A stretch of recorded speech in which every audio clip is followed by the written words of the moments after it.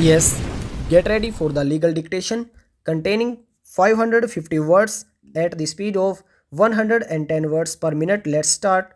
3 seconds. Start. The contractor filed the statement of claim on 15/5/2017. The NHAI filed its statement of defense on 11/7/2017. It is the case on behalf of the NHAI that both in the termination notice dated 22/7/2016 as well as in the statement of defense dated 11/7/2017, the NHAI reserved its right to claim damages and stated that it would file its counterclaim separately.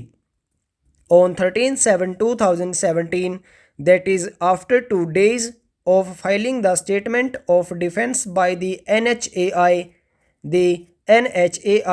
sent a letter to the arbitral tribunal seeking extension of time for filing the counterclaim. Wide email dated 18/7/2017, the arbitral tribunal rejected the NHAI's request seeking extension of time for filing the counterclaim and stated that no application has been filed by the NHAI for filing counterclaim.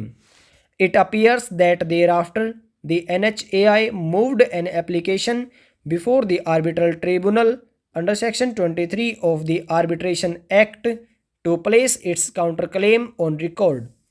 It appears that on the very same day the NHAI filed its counterclaim before the arbitral tribunal.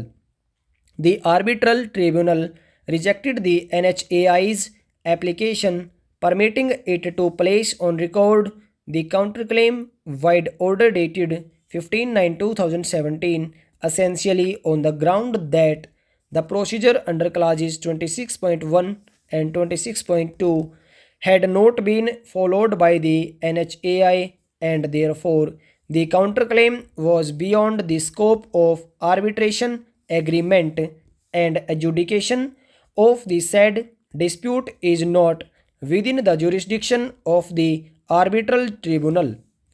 Feeling aggrieved and dissatisfied with the order passed by the arbitral tribunal dated 15/9/2017 dismissing the application filed by the NHAI seeking permission to place on record the counterclaim and holding that the dispute raised by the NHAI in the counterclaim is not within the scope of arbitration agreement and that the dispute sought to be filed is contractually not arbitral and the adjudication of the said dispute is not within the jurisdiction of the arbitral tribunal. NHAI preferred the appeal under section 34 of the Arbitration Act 1996 before the High Court of Delhi. Before the High Court, an objection was raised on behalf of the contractor on maintainability of the application under section 34 of the Arbitration Act 1996. However, treating the order dated 15/9/2017 passed under section 16 bracket 2 of the Arbitration Act 1996, the High Court has treated the proceedings before it as one under section 37 bracket 2 of the Arbitration Act 1996 while deciding on the admissibility of the counterclaim and thereafter has decided the same on merits.